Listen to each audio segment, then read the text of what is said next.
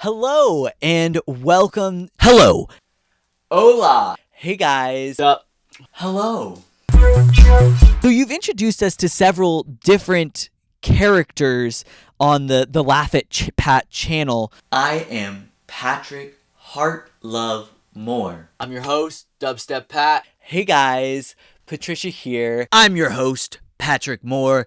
Can you tell us a little bit about, what inspired you for all of these different videos and characters and things? I want to really exude that club sexiness. Maybe you want to buy me a drink. For me, the characters that I have on Laugh at Pat are kind of all they're parts of my personality or parts of who I was or still am a little bit. And I've just taken those parts and, isolated the parts about it that I think are funny and turned it up to 11 to try to make it silly and more humorous. And I think that's kind of the place I feel the most comfortable making jokes is being, making fun of myself. We love you, cauliflower. Thank you for joining us. One whale fart is good for, I don't really like bands. It's not really my thing. It's I like dubstep. That look is so fierce. It's oh my God, we are on fleek right now. So can you walk us through a little bit about each character and just tell us a little bit more about each one? So let's set this container with laughter.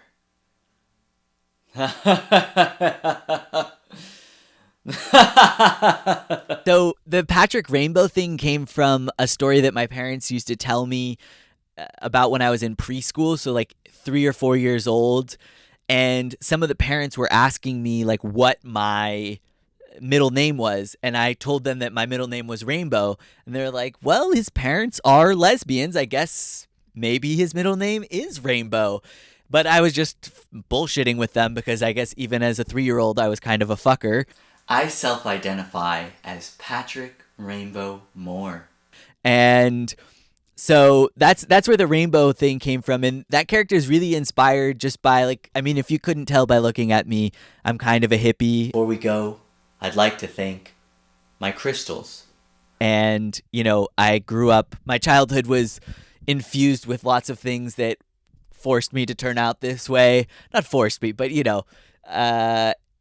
my parents had me certified as an energy healer, or I went to circus camp and, things just a bunch of different things like that. And so it's kind of that's part of that character. And then also, when I moved back after my road trip, I started working at this organic and natural food store. Shout out the Good Earth, the best independently owned organic and natural food store in California, one of the OG organic food stores. We've harvested ourselves some beautiful, nutritionally dense, conscious ingredients from our local, independently owned organic and natural food store, and we've brought them home in our reusable shopping bag.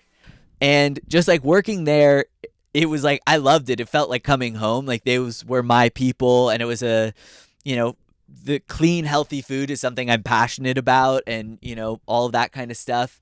And so it was just kind of an amalgamation of people I've met at that store and kind of part of my own personality, as I said, but just turning it up to 11. So that's Patrick Rainbow. Fill your soul with this nutrient-dense, energetically aligned, non-violent, plant-based, conscious meal. Patricia is one of the other characters that I like to do. And she kind of comes from the fact that I have a huge part of myself that really self-identifies with basic white girl culture. I am here for it. Things that people make fun of as being basic white girl stuff. I love it, And the example I like to point to is, when I was in high school, I used to love watching The OC and also a lot of the kind of shitty MTV reality shows like Laguna Beach. I owned all of the seasons on DVD and I was so into it. And my best friend and I, we used to love those shows, but being high school teenage boys, we're like, oh, we can't like the OC and Laguna Beach because masculinity and whatever bullshit. Girls, I think we are looking good. Sorry, girls or guys, this is an inclusive makeup tutorial. Whoever you want to be, whatever you want to be, you are welcome on my YouTube channel and you're welcome to learn my beauty secrets. And so we made up code names. We would call the OC Red Dog and Laguna Beach Delta 1 so that we could talk about it at school without people knowing that we're watching these shows we thought were too girly to be watching.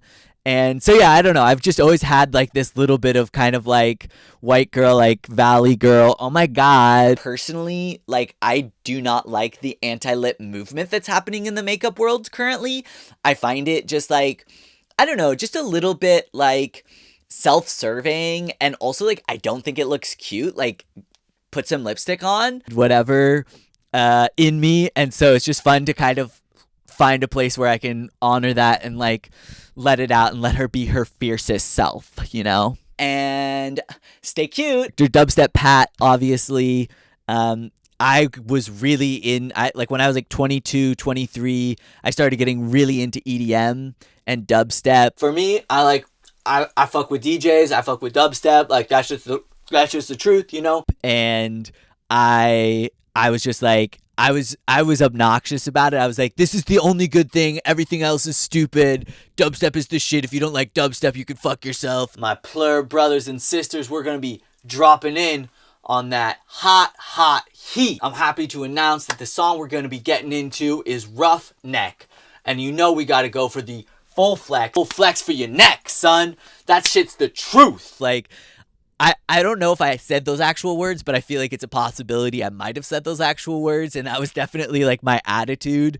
And I still love dubstep, and I love bass music, and I love all that shit, but it's just kind of poking some fun at this version of myself who thought he was so sick for being into dubstep and like getting into like raving and all of that kind of stuff.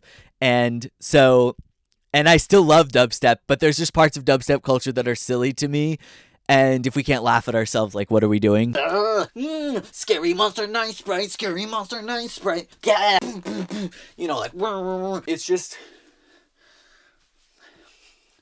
that was like an ill project. You know, the truth is out there, Pat. Real fake facts, Pat, is kind of my stoner conspiracy theorist, doesn't trust the mainstream media or government version of myself. With the mainstream media, you only get part of the story. Here you get the real fake facts, which is true. Like, I think there's a lot of bullshit out there. And I also love like kind of ridiculous conspiracy theories. Are raccoons gaining sentience? Yes. Do raccoons have cute, tiny, dexterous hands? And does that mean that they will become avid computer programmers in the future? Yes.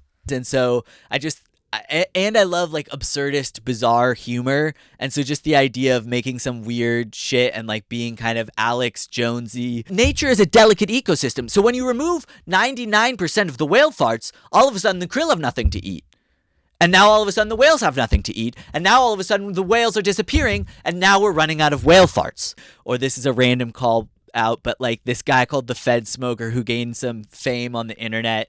Those were kind of like influences to me of like where that character could come from. But it's just this, again, part of myself that's true, that I was just like, okay, what if I took this part of myself that doesn't trust the media and stuff, you're not understanding what's happening, and just turned it up to 11 and made him really care about fucking raccoons or whatever.